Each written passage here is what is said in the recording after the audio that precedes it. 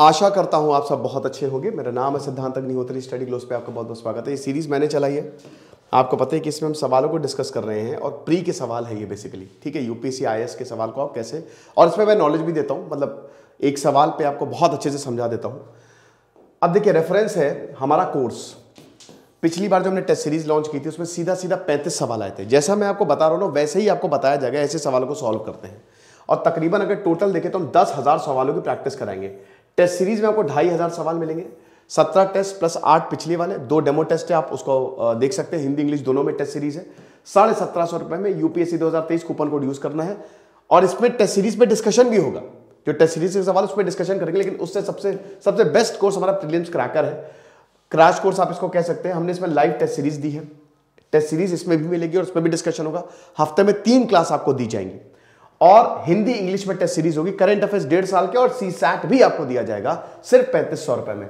But ये सिर्फ 15 फरवरी तक है, इसको बिल्कुल भी लेट ना करें, फटाक से आ जाए। चलो, तो हम बात करेंगे आज इस इकोनॉमी के क्वेश्चंस की। इकोनॉमी एक बहुत इंपॉर्टेंट पार्ट होता है यूपीएससी प्री में। 100 सवालों में से ऑन एन एवरेज 10 से 12 सवाल जो है वो इकोनॉमी के रहते हैं। इकोनॉमी में बोलता हूं कि अगर आपकी बहुत अच्छी इकोनॉमी नहीं है, वैसे तो आप पढ़ लो अच्छे से, लेकिन आप करंट अफेयर से भी पढ़ सकते हो, ठीक है। अगर आपके पास वक्त कम है तो आप 1.5 साल के करंट अफेयर्स देख लो और उसमें जो जो भी इंपॉर्टेंट टर्म्स हैं वो लिख लो। अब 2021 का ये सवाल है, तो हम बात करते हैं इसको आप कैसे सॉल्व करेंगे। अभी कल हमने पॉलिटी, परसों हिस्ट्री के सवाल की बात की थी। देखिए, with reference to the Indian economy consider the following statements. Indian economy के रेफरेंस में, भारतीय अर्थव्यवस्था के रेफरेंस में इन स्टेटमेंट्स को देखिए। आपको बता दूं कि जो हमने टेस्ट सीरीज दी उसमें एक्सप्लेनेशन भी दिया हुआ है प्रॉपर, है ना, और उसमें डिस्कशन भी होगा। मैं बार बार ये आपको बता रहा हूं। पहला, a share of the household financial savings goes towards government borrowing, dated securities issued at market related rates in auction form a larger component of internal debt. Which of the statements are correct? इनमें से कौन सा सही है? 1, देखिए 2 में हमेशा 50-50 chances होते हैं, लेकिन अगर इसमें से आपको एक भी पता है तो आपका काम हो गया, मैंने आपको बताया है। अब चलिए पहला स्टेटमेंट देखते हैं। देखो, ध्यान से देखना, क्वेश्चन और स्टेटमेंट को ध्यान से पढ़ो।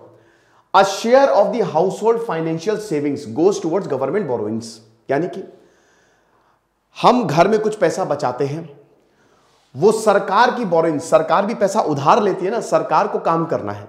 ध्यान से समझो, सरकार को इंफ्रास्ट्रक्चर बनाना है, सरकार को देश बनाना है, तो सरकार पैसा लेगी, किससे लेगी? आपसे लेगी। तो यहां पे यही बताया है कि जो शेयर है हाउस होल्ड फाइनेंशियल सेविंग्स का, जो शेयर है वो सरकार की उधारी में जाता है, यानी कि सरकार आपसे पैसा उधार लेती है। बिल्कुल लेती है भाई, आप टैक्स देते हो कि नहीं? लेकिन यहां पे सेविंग्स की बात हो रही है। टैक्स तो सेविंग्स है नहीं, वो तो लायबिलिटी, वो तो आपको देना ही देना है। तो फिर सेविंग्स का मतलब क्या है? आप पीपीएफ में इन्वेस्ट करते हो, आप एलआईसी में इन्वेस्ट करते हो। सरकार ने ऐसी बहुत सारी स्कीम्स निकाली है ना ताकि आप पैसा सेव कर सको, तो वो सरकार का ही, वो सरकार को पैसा चाहिए मेन आपसे, और वही सरकार पैसा जो है वो आगे लगाती है। तो ये तो बिल्कुल सही है, सिंपल। अगर आप लॉजिकली सोचो तो भी वो सही है। इकोनॉमिक्स एक ऐसा सब्जेक्ट है जिसको आप लॉजिकली भी समझ सकते हो, लेकिन बस आपको टर्म्स अगर मालूम है, बेसिक्स आपके क्लियर है, तो काम हो गया आपका। तो बेसिक्स तो इकोनॉमिक्स के आपको मालूम होने ही चाहिए, अर्थव्यवस्था के। तो ये बिल्कुल सही है। अगला देखो, dated securities issued at market related rates in auction form a large component of internal debt. अब बहुत लोगों की हवाइयां उड़ जाएंगी कि बाप रे, इतना, ये तो सेंटेंस है, नहीं समझ में आ रहा है। ध्यान से देखो बेटा, डेटेड सिक्योरिटी, जिसको जीसेक भी बोला जाता है, सरकारी डेटेड सिक्योरिटीज। अब सिक्योरिटीज अगर आपने इकोनॉमिक्स नहीं पढ़ा है तो आप भूल जाओ, लेकिन चलो पहला अगर मान लो आपको सवाल, चलो ये तो जिसने पढ़ा है या नहीं भी पढ़ा है, अपने लॉजिक से वो ये आंसर दे देगा, तो पहला सही है।